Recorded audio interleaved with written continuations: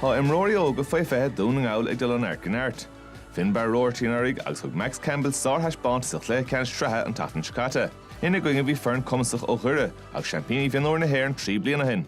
Má dar matanacha a haman trátrachta an Haiban Saimúd seo idir an Doire an faoi fethe alles fiar go dtí seo in grúpa A. 3-3 buite ag na Conolí go dtí seo. Sile fáte Derry bhfuil níl cáilte acha. Fáte reis ag Donegal an seo. The Max Campbell.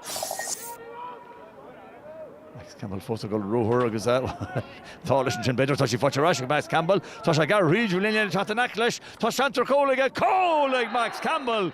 Rád na cosan Doire.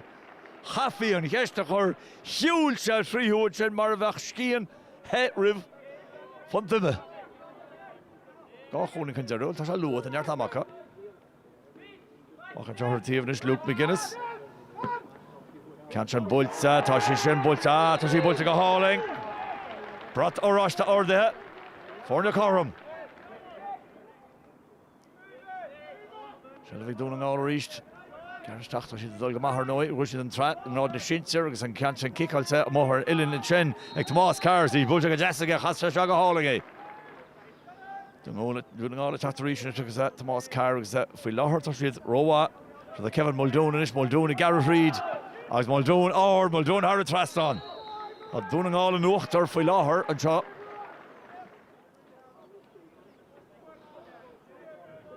Ger Dillon a tuairt faoi seo, tí mog an stúar nói, so is fiú péire seo ma heinte har a trastan, agus tá sé testáil, sí cicáilte an áir, de gasa síisteach, sílim go gasa, casa síisteach go Devon, bult go deasaige, leide go 3.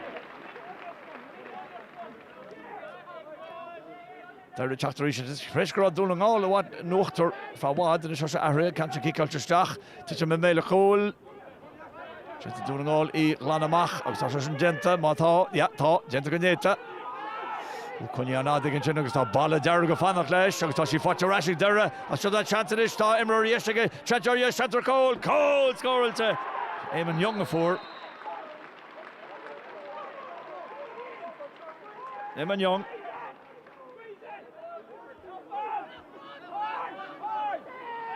No, Shane Callahan ríist, tá gácóir deas fáteigh Shane, tá buntáisteige, bhfuil sí Níl! Níl mar a bheith iireach gáil fan sin, chastíisteach. Na fórne chorm.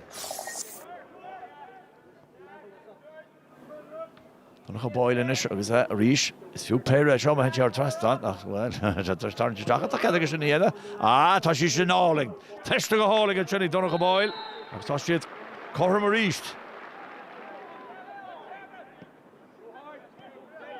Tás in the park an Seanis. Johnny McGuckin a scuile lethe an country an bulta ag McDade.